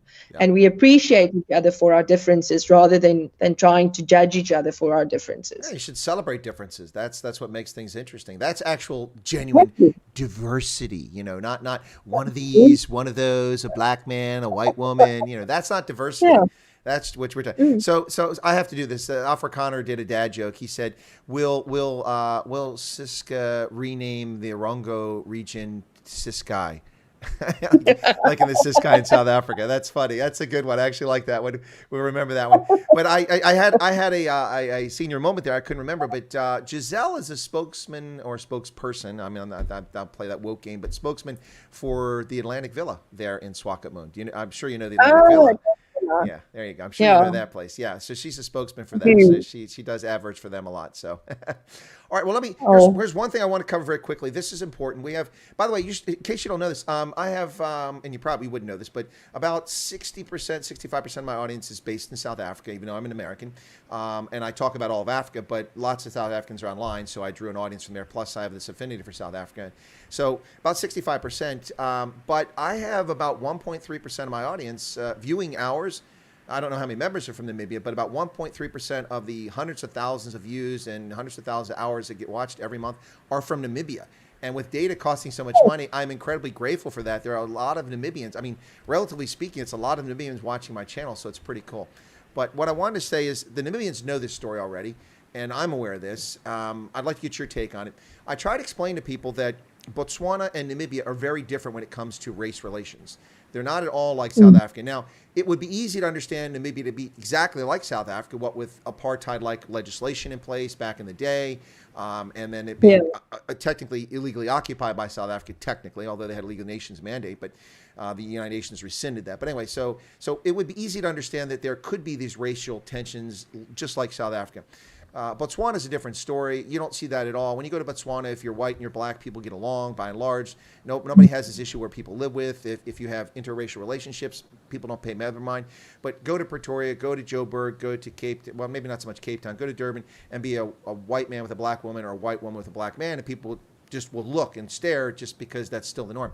But in Namibia, it's a very different vibe. You don't see black and white Namibians at each other's throats. You don't see this hatred being spewed all the time. You see politicians trying to divide people along those lines. But just my experience in Namibia, now I've never been below I've been down to Rehoboth in that part so I've only been to the central part of Namibia, east, west, a little bit to the north. But I've never experienced that. And I tell people that race relations in Namibia are, I don't want to say cordial, but they're certainly not the caustic mix that we hear in South Africa. No, not at all. And I think it's very much to do with the people. I think, and I suppose I need to be careful, but for us, the people that we have in Namibia, between the white people, the Afrikaans people, the German people, the Oshivambu people, the Oshiherero people, it's a very peace-loving people. It's not people like, for instance, like you have in South Africa, where you've got the Zulus, who tends to be more aggressive and who tends to be more, a conquering nation. They want to conquer the smaller groups, and that's their history, and that's what they've always done. We know what they did to the voortrekkers back then, and all these sort of things, and that's their history. That's what they've always done. Whereas we've never had that in South Africa, in Namibia, and I also don't think they ever had it in Botswana. And I think that's the main difference. There's not this hatred. And also the other thing that you must remember, when we fought our border war, it was fought against the South Africans, not necessarily the whites, because it was against the South Africans that fighting happened, And I think that's sort of where our people come from as well. Where it's not, they don't see the white person as the enemy that they fought against, more that it was this neighboring nation, whatever their name is, it's this neighboring nation that came to occupy Namibia, and we didn't want that. Whereas in South Africa, you've got the same country still, you've got the same name still. It's only the dynamics that changed, and I think that's where the whole problem comes in. We had an independence, a straightforward independence, name change. It was a clean cut. Basically, you've never had that cut in South Africa. There was 1994, but nothing visually sort of changed except the flag and the national anthem. Mm-hmm. It didn't become a new name. It's not a new place. It's just an old place that sort of left the history behind. And I think that's sort of part of it. Where you can't move past it because it's actually still just ingrained. And it's weird that when I land, for instance, at OR Tambo, and the minute you get off the airplane and you walk into the airport building, you immediately feel that tension and you immediately feel that hate. And it's maybe just a perception, it's maybe just because we know there's a big media perception always being created. But I don't like going to South Africa because I never feel welcome in the sense of, in Namibia, like with these American friends that was here, we were driving in Windhoek, and this one bucky came to stop next to me, and the guy looked at me and he waved, and I waved at him, and my American friend said to me, "Do you know him?" I said, "No, it's just the Namibian way. We wave at each other, we always greet each other." I would walk in the streets and we would greet each other. That was the hardest thing for me during Corona, is wearing this mask. Because now I can't just smile. I have to go, hello, hello, hello, hello, hello, hello, hello, hello, hello, hello, hello. Well, it's funny that you say that about Americans. You must have been talking to some city slickers, because that's how I grew up. I mean, we driving down the road. We drive in Appalachia. I mean, I see another car on the road. You just wave to people, and well, you don't do that so much anymore these days where I'm at. But I'm often walking along the road, picking up rubbish, getting exercise in. Recycled aluminum cans rather than watch them go into the water table. But and I always wave to cars driving by, and they always wave to me. Some people honk, So that's a very American thing. So to hear Americans puzzled by someone waving to people, that sounds like a bunch of city slickers. Not my kind of folk. No, they're from New York, so that's not America. That's a socialist paradise these days. But I won't repeat the words. So there's an elephant in the room I want to get to before we close, and I think this is an important one. People need to know about this, and this is the thing I always find funny when we're talking about white Namibians. You've got Germans, and I don't know the exact number. My estimate's probably about 35, maybe 40,000, probably not that high, but they have a lot outsized influence. They're very influential in Namibia, particularly in Windhoek and Swakopmund and Luderitz, places like that, but not just there. Also in the tourism industry and the mining industry. But Germans and Afrikaners, I go to restaurants and I hear the Afrikaners speaking and I hear the Germans speaking, and they all act like no one can speak Afrikaans or German, only they can. And the Afrikaners are always making fun of the Germans because they're rude and they're prudish and they're stuck up, and the Germans are always looking down their nose at these farmer hicks, although a lot of the Germans are farmers too. There's the irony. But these farming hick, these country oaks, these toothless boar, that sort of thing. And then I noticed that their sons and daughters marry each other. What's up with that? We secretly just love each other. That's what it's all about. Exactly. We respect each other. My dad always had this thing where he'd say, you first have to bliksem a German before you can talk to him, because otherwise they don't listen to you. That's actually pretty funny. It's an age-old fight between the Afrikaans and the Germans, and I think it comes from like the 60s, 70s. They've just always had this friendly sort of bantering between the two, But yeah, we do like the German Okies, and the German Okies do like the Afrikaans girls, and makes for a good match. But yeah, I can't explain it to you any other way than that. Well, listen, we could probably talk forever, especially since you're a rugby lady there. But we're not going to do that because the daylight's disappearing behind you there, and I don't want to keep you forever. What's that? So for me, I'm a bit of a chatterbox, so I don't really mind. Well, the problem is there's two chatterboxes in this stream, and so So let me ask you this then. Then we won't end just yet. Then, if you're not ready to rush off, so because we have a good audience here. In fact, the biggest audience we've had all day. It's just grown. So we're going to stay now because I'm desperate for attention on my channel. No, I'm just kidding. That's a response to something somebody said recently. But so what are you hoping for here? I mean, are you, because this is what I want to talk about maybe on a future stream, is that what a lot of people don't realize is that after 30 years of SWAPO governance, now they inherited this situation, but after 30 years, I mean, come on, 3 decades, 2 generations, maybe 3 generations of people, you ought to be able to affect change when you control everything. Still, half the country lives in abject poverty. I mean, less than $2.60 per day is what most of the country, or half the country, lives on. All these years later, and I'm sure that played a role in anger over Swakopmund, either not creating jobs or creating an environment, ecosystem in which business can flourish. And to be fair, it's a small country, but Botswana has done well, and they also still have about 40% of the population in poverty. So poverty still remains a major issue. Is that a major concern in Swakopmund, and is that something you can tackle in your responsibility, or is it more of a national thing? Look, firstly, I need to clear it up. When Namibia became independent from South Africa, we received the country with 0 debt. Yeah. So we had no debt whatsoever. So we were really able to start on a clean slate, and so the poverty was inherited, but not to the extent that SWAPO would like you to believe, because the major amount of looting happened over the past 30 years. Let me clarify this, Ciske. What I mean by that is not that the state was in debt. I mean that the average person, about half the population, didn't have much of an income, is what I mean. They lived poorly, is what I mean. Yeah.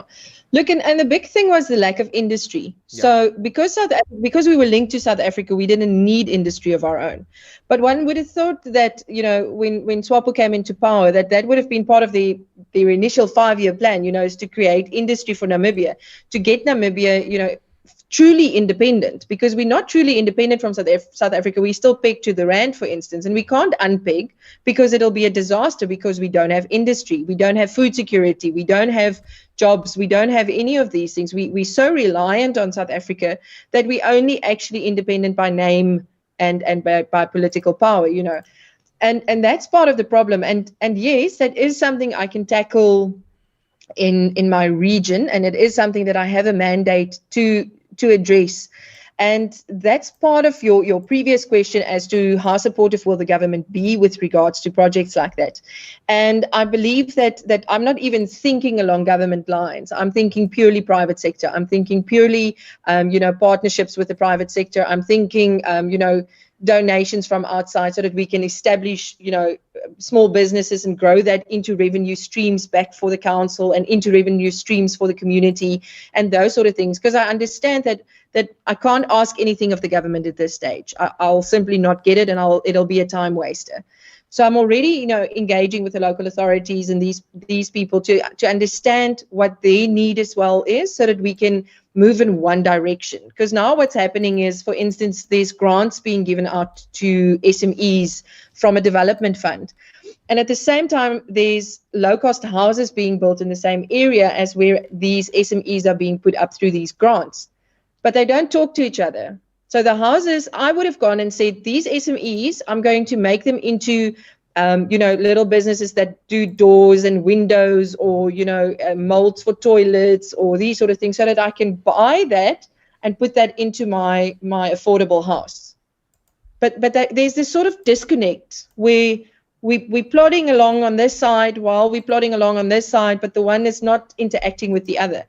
It's like we've got green schemes and we've got a food bank, but the food bank doesn't buy from the green scheme. So we're wasting money through buying from, mostly South African companies, where we could be buying from our own local producers. Mm-hmm. And those are the sort of things that I can have an immediate effect on by just getting an overview of exactly what's going on. And that's sort of my holiday homework. I won't have much of a holiday because I've got a few acts, to get it up to speed with, and to understand. I'm going to go buy a big whiteboard, because after our induction, I'm just even more confused, because of all these little things, and there's just holes being plugged with committees and holes being plugged with more staff, and, all these things. And I sort of want to get a big overview so that I can say, let's pull this all together and then pull together with the other towns in the region as well so that we can get to a collective goal.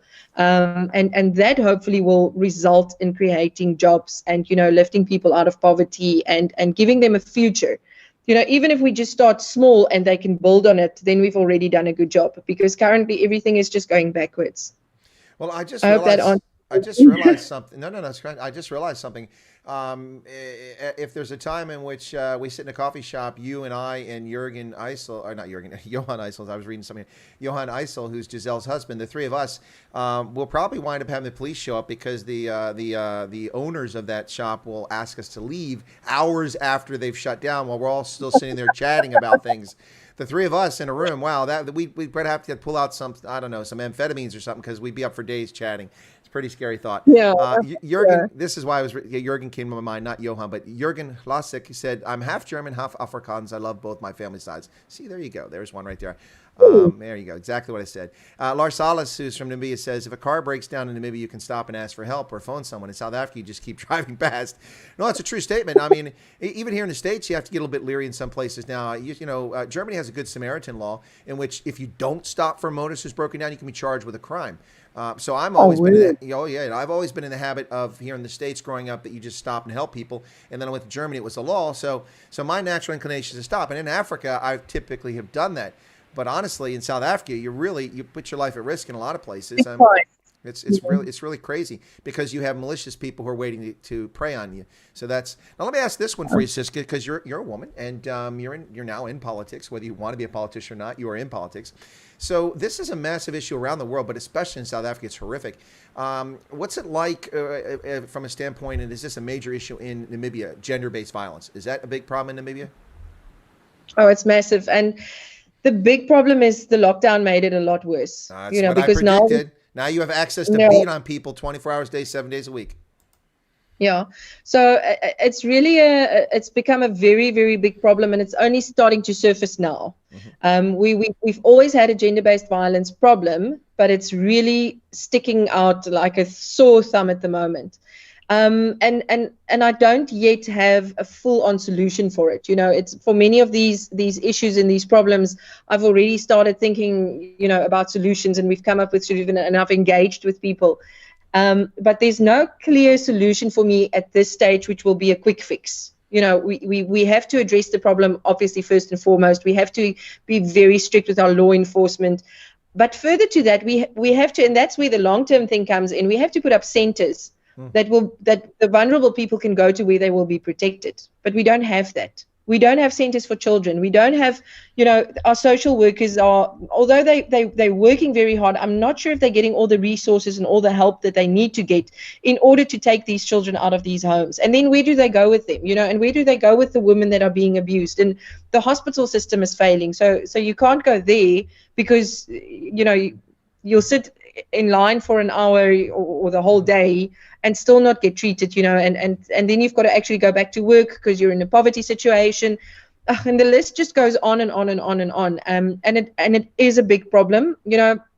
For me, with my personality, I wouldn't allow it. So I would probably take down the power pan and hit somebody that tried to abuse me, So that's also, but that's again an education thing where you have to get, and that's why I'm saying it's a long-term problem, where you have to get down, to the young girls and talk to them why it's not okay and why not to allow it even the first time it happens, and to make sure that you stand up for yourself and teach them what it means to have self-respect, and teach them what it means to be, where you as a woman, a man must give you that respect. It's not something you need to earn. Just the pure fact that you're a woman, a man is your protector, and he must give you that respect.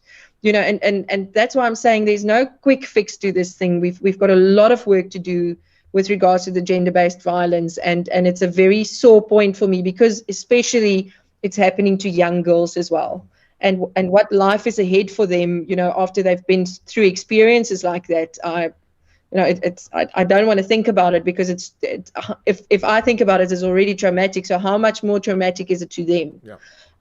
So that's really one of the things that's really high on my priority list, and I've already started asking the questions, and I'm not getting a lot of answers, because the guys that's been assigned with these tasks to start solving the problem, they really don't know. They really don't have the education. They're not being, given the tools to address the problem, nothing like that. So we're just putting a Band-Aid on a very serious wound.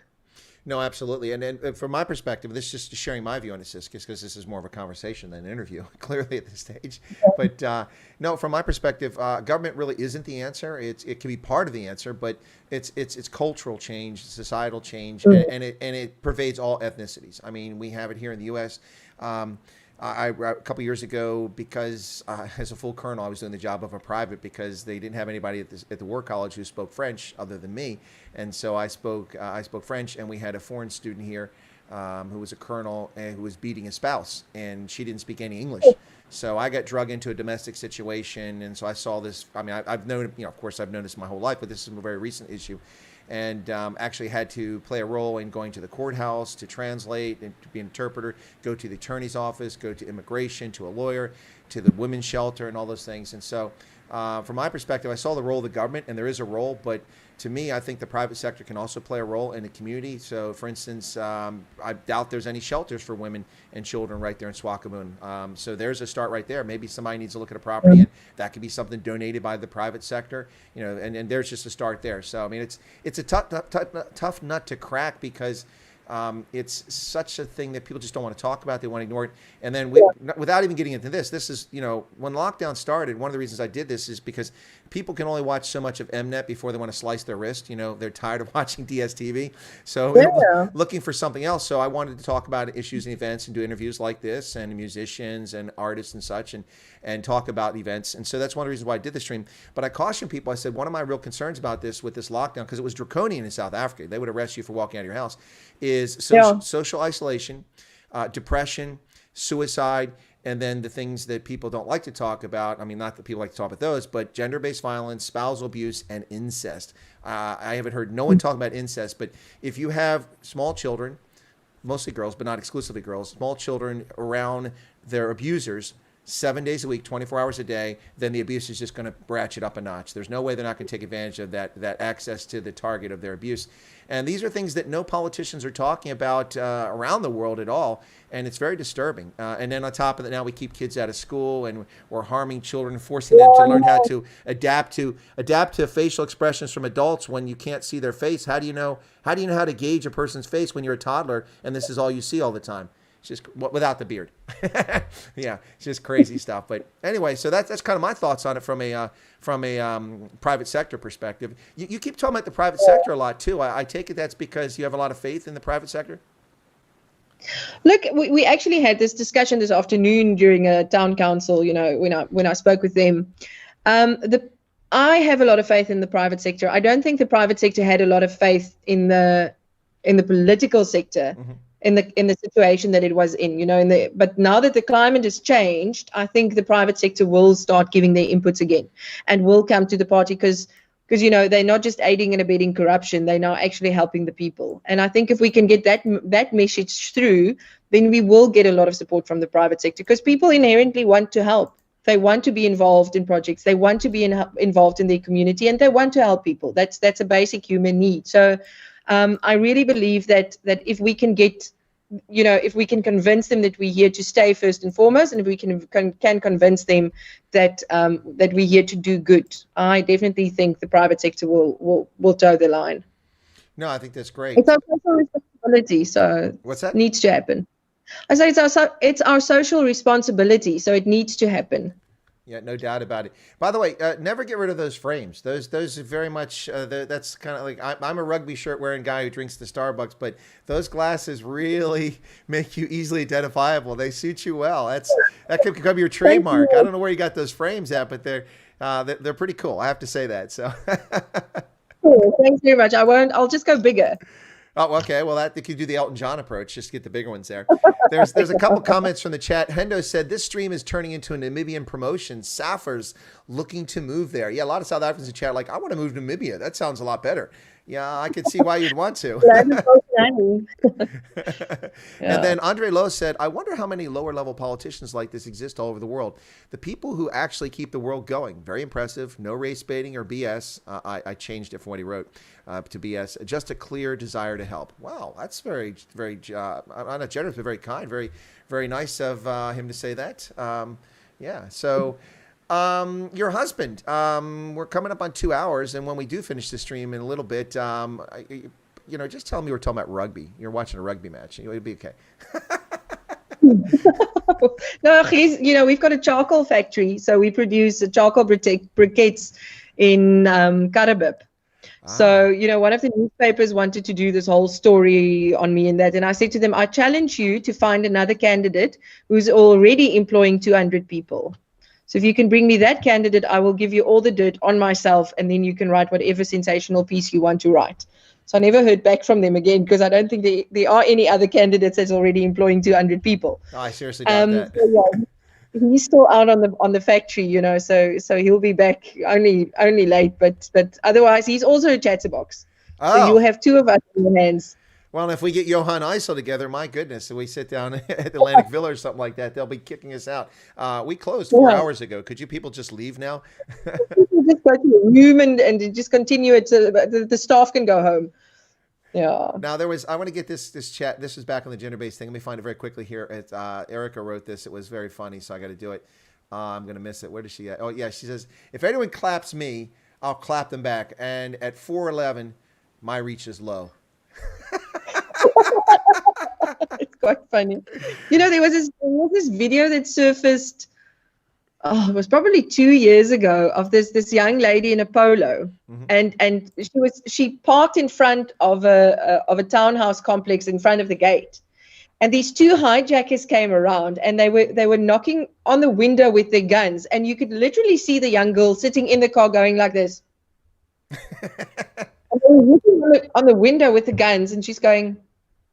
And the first time I saw it, I said to my husband, that chick's from Namibia. I promise you she's from Namibia. Next day, she's from Chubeb in Namibia. I said, I told you. We were so told, we were so taught to fight back. You never give up. So even if the hijacker, both of them, they eventually shot into the car, and that's when she got out, But she was literally sitting there shaking her head at them when they were telling her, get out. And she's like, nope, not happening, and that's so ingrained in, and that's why I appreciate the comment from Erica, saying that if he claps me, I'll clap him back, because it's exactly the way we are. We had one of our oldest surgeons got attacked here in Swakopmund. It's one of these silly things, where somebody wanted his wallet, and he pulled out his knife to attack this old man. And Dr. Bass pulled out his knife as well. And he said, okay, let's fight, and they fought back. But that's the way, That's the way we are. We fight back. And it was very disturbing for me during this whole, these BLM protests and these things going on. We young girls, you would see these videos on social media where young girls would be attacked. And I said to my husband, there's no way, if you knew me when I was a 16-year-old, I would have kicked and screamed and bitten people, and I would have fought till death. But nobody will ever touch me, mm-hmm. in such a manner where I feel threatened. And I think that's also part of the education that we need to bring back to the young girls is stand up. It's fight back. There's no reason for you not to fight back. There's nothing that prevents you from fighting back, and I think that's also something that still our fathers in Namibia do a very good job in teaching us as young girls. I had a bully at school, and that was the last time I was bullied was when I was 10.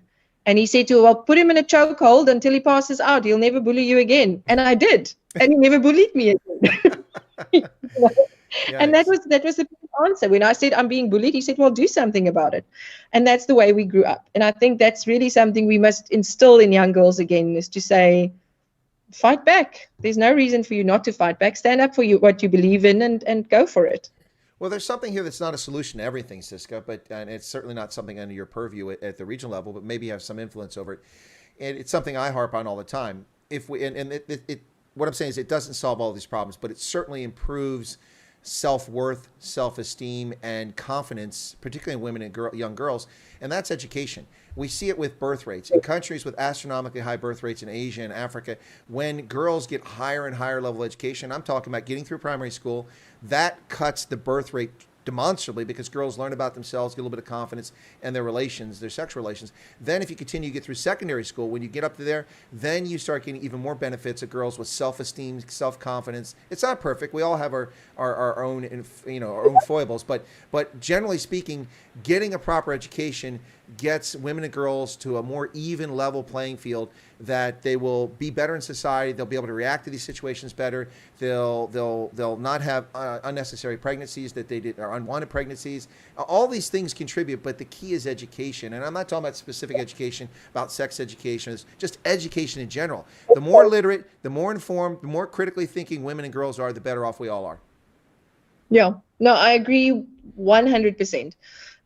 That's one of our big drives on a national level. We're just not there yet.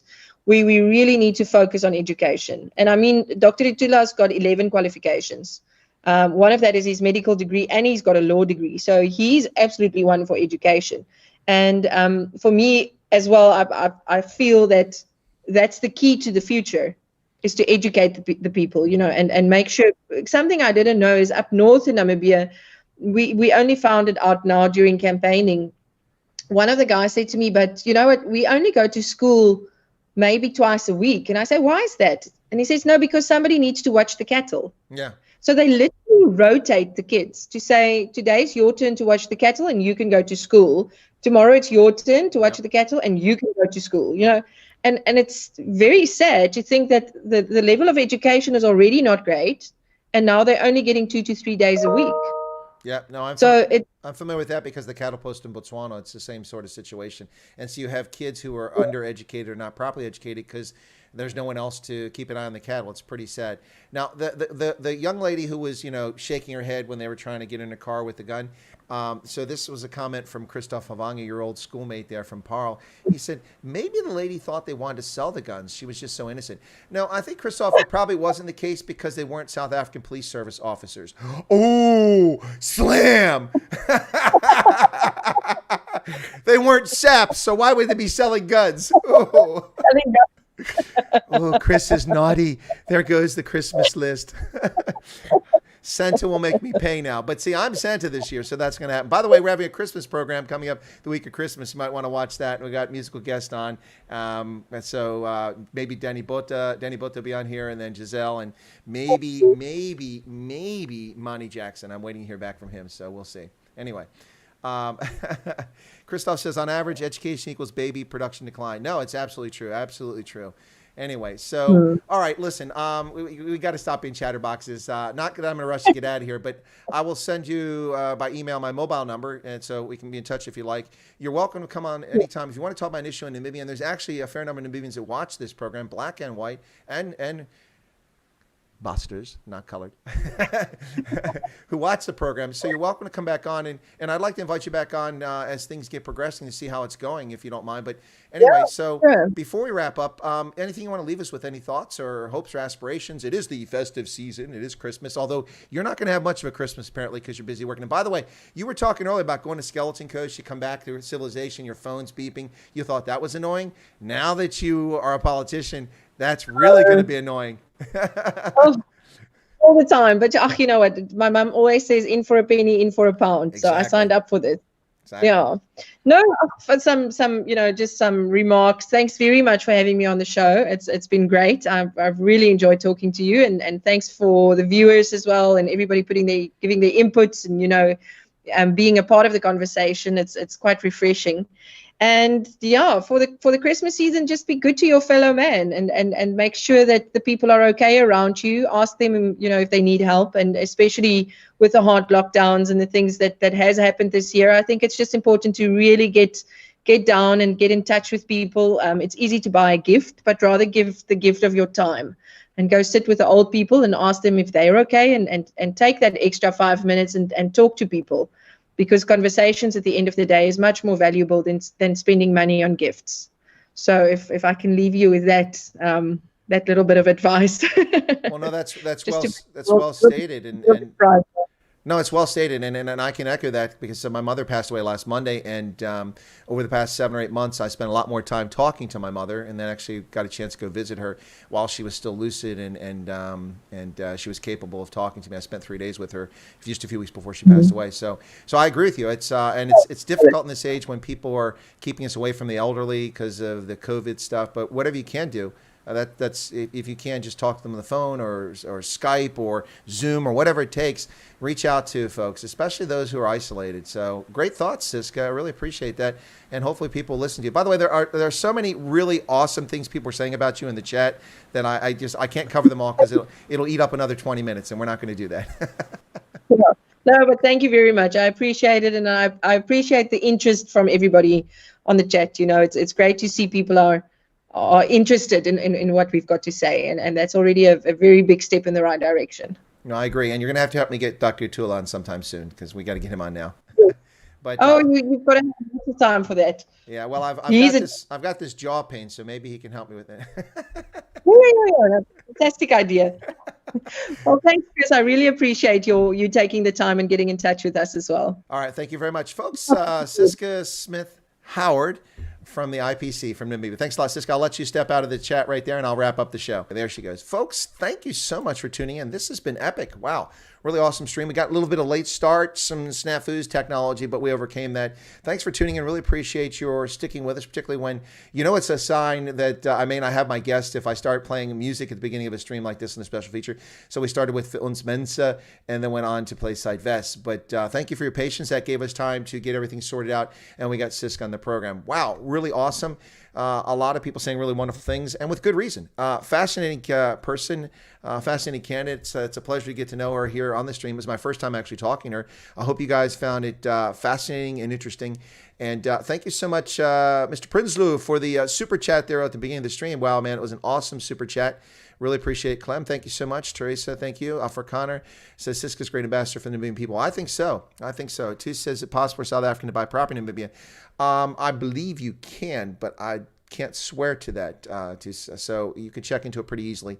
Do a little search on it.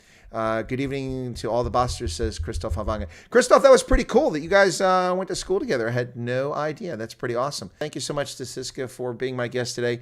That was really awesome. I'm kind of stoked about Christmas now. I mean, when you have a great guest on the program, it's always enjoyable. You get a good rush and adrenaline. I really enjoyed that. Yeah, we're over 100 likes. 77 people still watching. Come on, smash the like button, people. That was awesome. She's amazing. She's amazing. Yeah, and now I didn't do this, but maybe on another stream, I'll talk to her about the charcoal industry because I'm not a big fan. No, I'm not a green environmental terrorist, Nazi, friggin', lunatic environmentalist. I am a conservationist, so I'm curious about conservation and how they go about that. That would be pretty cool to find out about. Anyway, so smash the like button before we go, folks. Thanks a lot. We're coming up on 2 hours. I'm going to close out here. Fantastic interview, guest. Like I said, more of a conversation on Chris White Africa. So thank you all for tuning in.